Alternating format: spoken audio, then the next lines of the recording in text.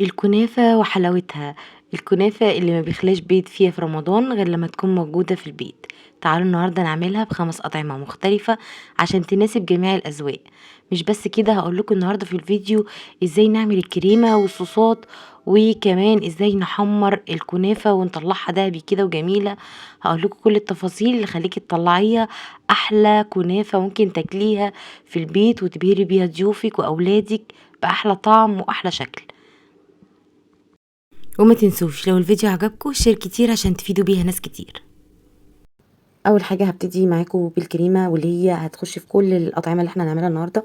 هنحط كوبايه كريم شانتيه وبعد كده هنحط نص كوبايه كريم باستري، وانا هنا مستخدمه كريم شانتيه خام مفيهوش سكر، وهحط معلقه بس سكر حبيبات، وهحط كوبايه من اللبن مثلج جدا، وهحط نص كوبايه من الكريمه اللباني علشان تدي نكهه مميزه. هخلط كل الكلام ده مع بعضه بالشكل دوت على سرعه عاليه لحد ما ده يبقى بالشكل ده. شايفين كريمه متماسكه وجميله جدا. هنيجي نعمل لو حبينا اي نكهه احنا عايزينها هنعملها بالطريقه دي. هحط معلقه سكر او معلقتين حسب الكميه اللي انت عايزاها، وحاولي ما تكتريش السكر، وهحط بردك معلقتين ميه وعلى نار هاديه. اي نكهه بقى عايزاها، خوخ، فراوله، اي حاجه، ما عدا المانجا طبعا، المانجا تحط فريش. دي الكريمه اللي احنا ضربناها مع بعض. واول نكهه هنعملها طبعا بالنوتيلا، وحطيت معلقتين نوتيلا بالشكل ده. ويفضل لو الجو ساقع ونوتيلا مجمده حطيها حوالي ثانيتين كده على حمام ميه. او هنا نعمل النكهة التانية بقى وهي باللوتس، وبرضك حطيت في الميكروويف شوية ثانيتين بردك كده لحد ما يسيحوا علشان يضربوا كويس مع الكريم شانتيه. ودي هيبقى شكلها بالطريقة دي. ودي الفراولة اللي احنا عملناها وبرضك وحطيتها في كيس مطبخ عادي. هنا الكنافة وهفركها بايديا بالشكل ده، يعني اقطعها حتت صغيرة بالشكل دوت كده. مش حابة ان انا افرمها ناعم جدا عشان انا مش عايزاها تبقى مفتفتة قوي، عايزة يبقى فيها شكل الكنافة الحلوة. فهعملها اقطعها بايديا بالشكل دوت كده، وهحط كمان عليها سمنة.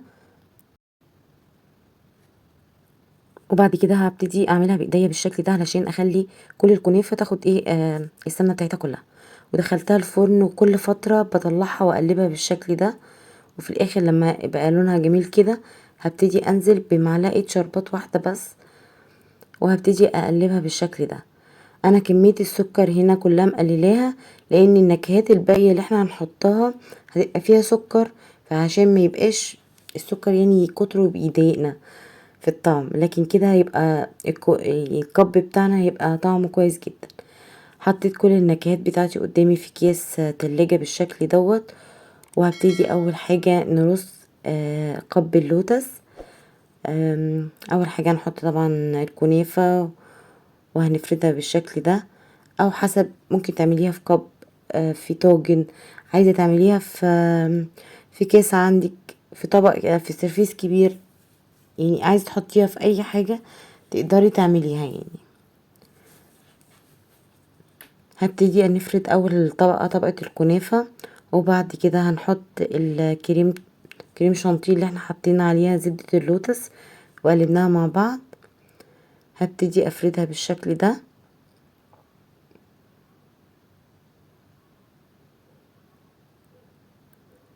وبعد كده هنحط زبدة لوتس طبقة بردك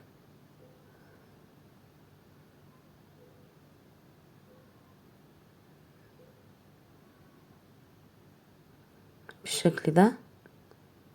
نقدر نميل القب او الكيس بتاعنا بالشكل دوت علشان يبقى متساوي. هحط كمان كنافة.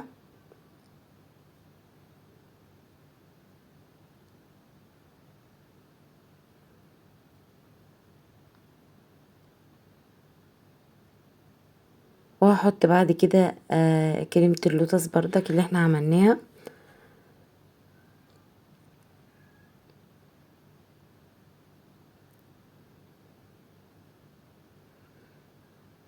قد ايه بيبقى طعمها جميل جدا، وكمان خفيفة مش تقيلة، ف مش قادرة اوصف لكم يعني. هبتدي بردك اسويها بسباتولا او اي حاجة عندك، او ممكن بمعلقة كمان بالشكل ده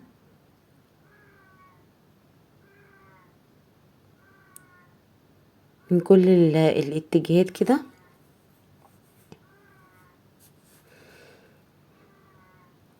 بعد كده انا طحنه بسكوت لوتس بالشكل دوت، ممكن تحطيه في الجنب بالشكل ده. عايزه تحطي الطبقه كلها بسكوت لوتس مفروم تقدري تحطيه. وهحط الجنب التاني زبدة لوتس بردك مسيحاها على حمام مية او في الميكرويف. وكمان هحط بسكوتة لذيذة خفيفة ظريفة كده بالشكل ده. تاني كوب هنعمل كوب الفراولة. اول حاجة بقى حطيت الفراولة تحت علشان انا بحب الكريمة تبقى كتيرة.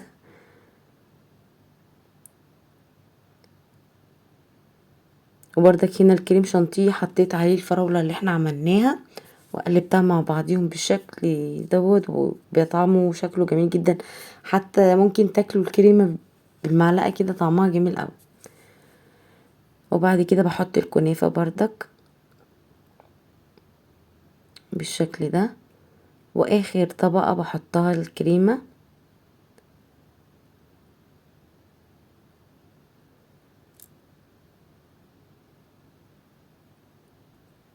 وانا فرمت صوص الفراولة فرمته جامد وصفيته، وهبتدي احطه على الوش بالشكل ده.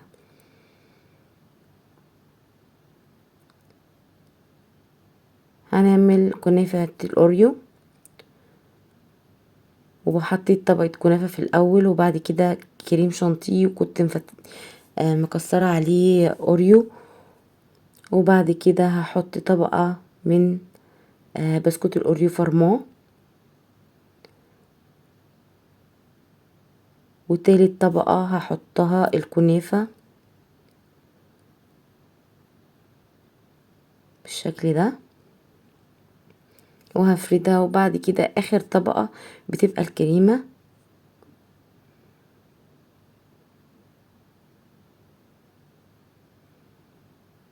واسويها كويس. وتقدري تفتحي البسكويت كده بالشكل دوت وتحطيه، بيدي منظر جميل جدا. وحطيت بردك رشة بسكوت اوريو مفروم فوق الوش. هنعمل كنافة المانجا. وهنا حطيت الطبقة الاولانية كنافة، وبعد كده كريم شانتيه عادي خالص اللي احنا عملناه، وحطيت عليه شوية من المانجا بالشكل دوت. مانجا كنت انا حطها في الفريزر وطلعتها قطعتها قطع صغيرة. وبعد كده حطيت طبقة كنافة وبعد كده طبقة كريمة تانية، وبخبط كده علشان خاطر يبقى كله داخل في بعضيه، يبقى طعمه جميل جدا. وكمان هحط اخر طبق بقى الكنافة اللي مقطعاها بقولك قطع صغيرة. وكده كب الكنافة خلص. نخش على كنافة النوتيلا. حطيت طبقة كنافة في الاول وبعد كده كريمة النوتيلا، وبعد كده طبقة كنافة، واخر طبقة طبقة الكريمة. شايفين شكلها؟ انا هنا مش حابة احط حاجة زيادة لان النوتيلا يعني دسمة جدا، فهو كفاية كده قوي.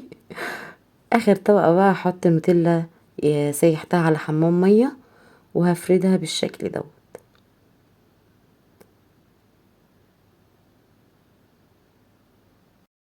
وبتطلع بالشكل والطعم الجميل جدا دوت. اتمنى تجربوا الوصفة وتعجبكم. ما تنسوش لو الوصفة عجبتكم ولو قدرت افيدكم ولو بمعلومة ولو بسيطة شير كتير عشان نفيد بيها ناس كتير.